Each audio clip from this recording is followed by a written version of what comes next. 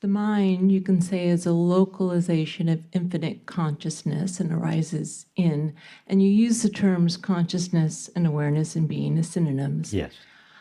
But within the mind, what's interesting is only about 5% of the mind's activity is what we call conscious awareness. And I know the terms are being used differently, but they aren't totally unrelated either. So my perception sometimes, it's like there's this light, and I know that I'm infinite light, but there's actually just a window of light with which I can experience, even though the mind, of course, 95%, it's regulating my breathing and my body temperature and all that is happening outside of conscious awareness. And it feels to me sometimes that the reason why it's hard for me to kind of remember my true nature is, according to cognitive science, we have like 7 units of processing space plus or minus 2, right? There's like a limited window of conscious experience. Again, I think the terms are being used slightly differently. I understand how you're using the term. Yeah, and so how does that all fit together? It's like if infinite consciousness localized itself into a mind, it's almost like it localized itself once again within the mind to this small window of conscious experience. Do you know what I'm saying? Yes. Yes. Consciousness localizes itself in the mind, and by doing so, restricts what it is conscious of. So it localizes itself in the form of thinking and perceiving, and thereafter everything it knows through the faculty of thinking and perceiving shares their limitations. So what consciousness can experience, its conscious awareness in your language, what it can experience through the faculties of thinking and perceiving is very limited. But that doesn't limit the consciousness that knows through those faculties. And so, for instance, let's just take breathing as a concrete example, right? So most of the time, breathing is occurring outside of conscious awareness. Again, I'm not sure that's the right term to use, but you know that little window of right. You're not aware of it. Yeah, so we aren't aware most of the time, except when we pay attention. I don't want to get in the whole attention thing because that's a slightly different conversation. But it feels like there's this window. It's taking place below the threshold of your conscious awareness in your language. And so there's some sort of awareness. You might call it unconscious awareness, for lack of a better term. But there's still perception going on clearly. Bodily perception that's regulating the breathing.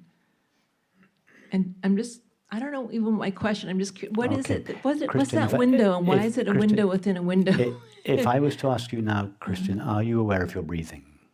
What would you say? I can become I am now. Are you aware of it now? Yes. Yeah. Now, did you suddenly start being aware of your breathing when I asked you the question, or were you aware of it before, but because you were focusing your attention on other things, your awareness of your breath receded so far into the background that you seemed not to be aware of it? And then only when I asked you the question did you suddenly become aware of it.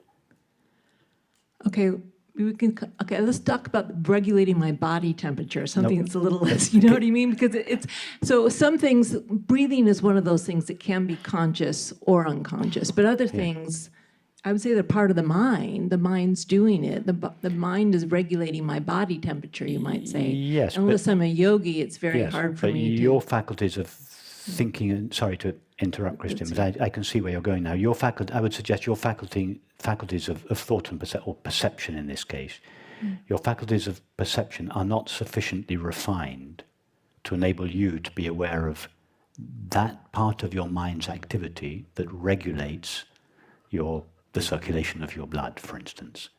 Because our minds, our perceiving faculties, seeing, hearing, touching, tasting, and smelling, are relatively crude instruments. They're just not sufficiently refined to register those elements. The vast majority of what is taking place in reality lies outside the capacity of our perceiving faculties to capture it.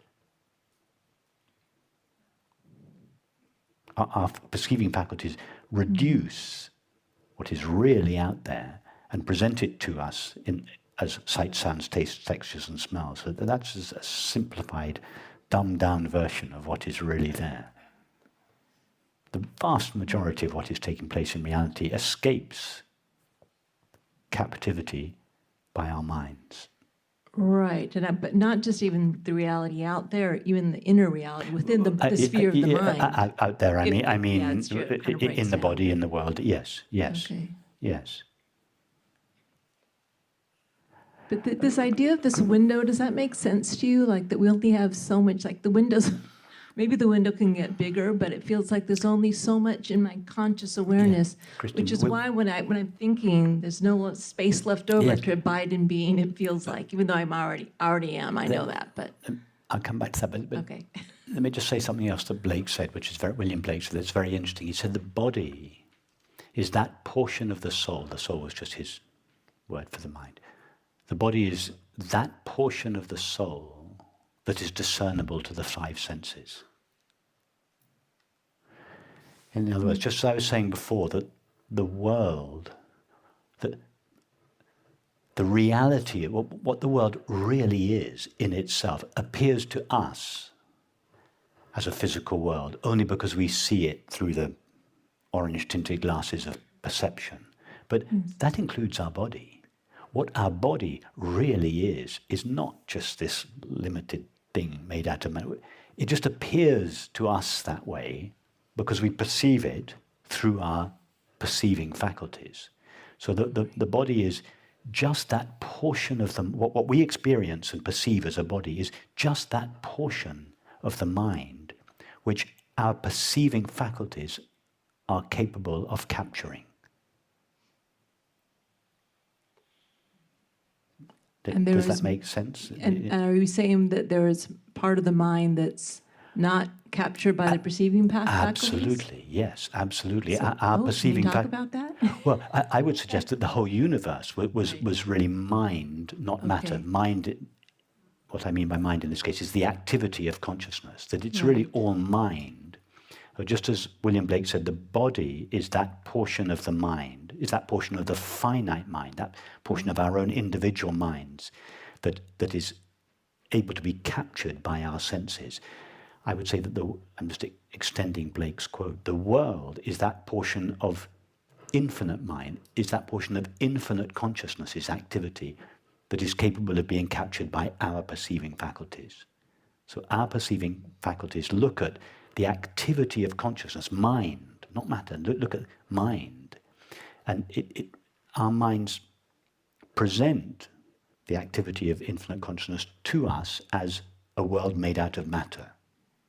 But it's not really, just as our body is what the soul looks like, from the point of view of the five senses, that the world is what the activity of infinite consciousness looks like from our localized perceived point of view. Right, and that makes sense. In a poetic way, you could say that the world is God's ideas.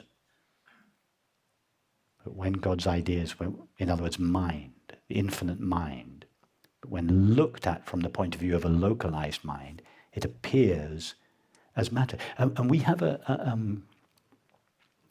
reason for believing that this is true. After all, when you have a dream at night, the entire dream, you dream it within your own mind. It's all mind stuff. All there is to your dream is mind stuff. But you can't perceive the dreamed world directly from the dreamer's mind. You have to localize yourself in your own dream.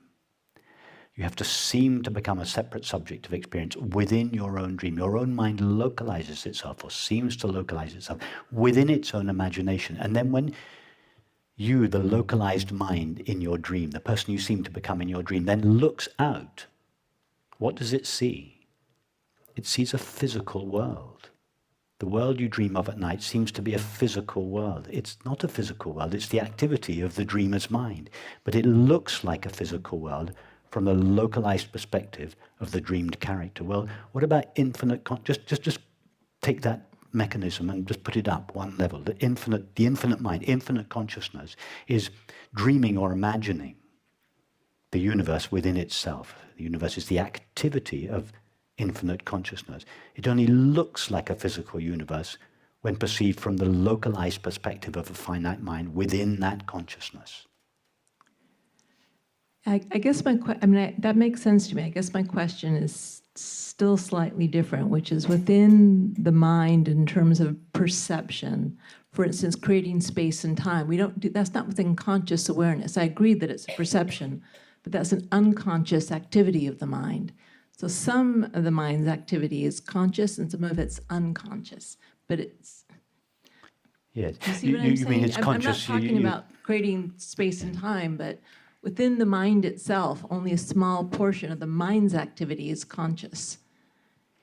Well, only a small portion of the mind's activity appears in your waking state consciousness. So only the top part of your mind. There's much more to your mind than what we're aware of in the waking state. Is that what you're... Yes. I agree completely. And not even just waking versus sleeping. Yeah, I agree. Within the wake, I I think it's like they've calculated like 5%. We're just aware of the tip of the iceberg. There's much more to mind more to the below mind. the surface. Yes. But what you would call below your conscious awareness. Right, or in your language. subconsciousness. The personal unconscious. Yes. And below that, the collective unconscious. Yes, absolutely, I would agree with that. But keep going. Why is this important to me? Just because, and from my felt sense of my experience, it feels like there's a window of light. Even though I know I'm all the light, I just feel like there's a window, which is my working memory space or my conscious awareness, even though I know the sun is, a lot more is going on. Why is it that only part of the mind is conscious? Why is it that much of the mind's activity lies below the surface, so to speak, and that we're not conscious? Yeah, I suppose. And I know I'm not going to go to the brain because I know that won't make you happy. So, leaving the brain out of it, if we could.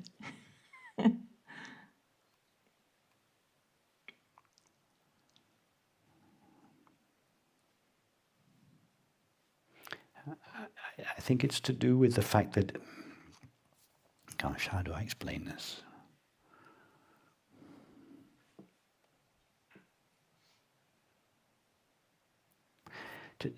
Take the mind as it's an iceberg. And what you're saying, and I agree with you, that the part of the mind that we're aware of is just is it 5%? The 5% of the... less than 5%. Less than 5%. Just the tip of the iceberg, that's the bit that appears in your language, in our conscious awareness that we're aware of. Everything else, the first layer of the iceberg below the surface is the personal unconscious. It's that area of our individual mind that is not accessible to us. It's that part of each of our minds that we're not conscious of, but it still belongs to our individual mind. It's the personal unconscious.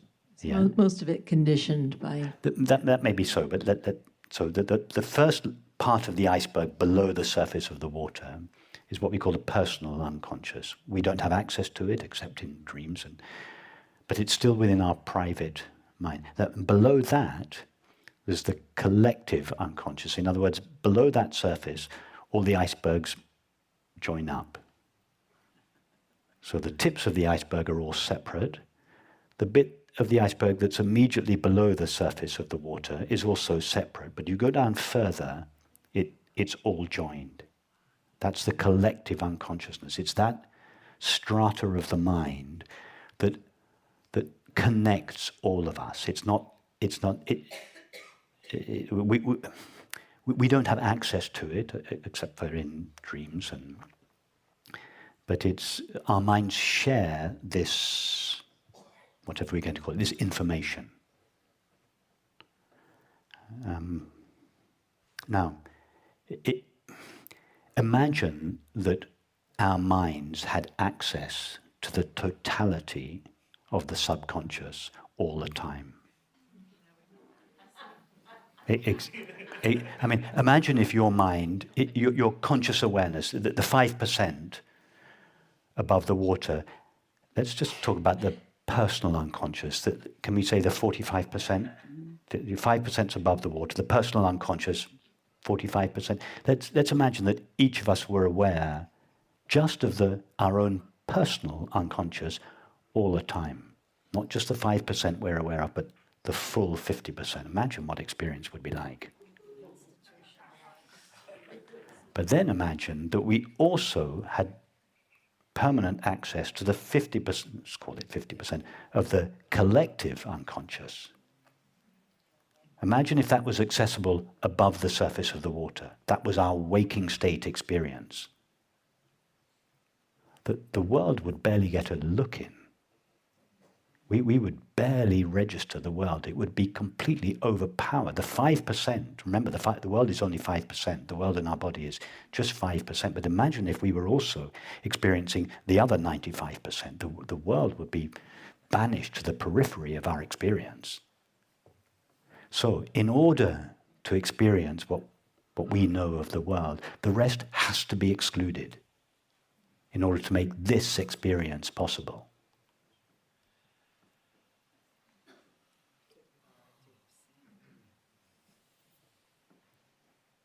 So our minds have to narrow, in order to make this experience possible, our minds have to narrow the window of possibility. We cannot possibly be experiencing the full collective unconscious all the time. We wouldn't even be aware of the world. In order to experience the world, the mind has to narrow and narrow and narrow and narrow. So we just experience this 5%. And it has to exclude all the rest. It's like the same process in a way. So infinite consciousness localizes, you might say, in a personal mind, and then that localizes again so that that personal mind can understand it. It feels like it's almost repeating itself. Do you know what I mean? Yeah, I see what you're getting at. Yes, yes. It's a compassionate, infinite consciousness. Doesn't want to blow our minds. Yes.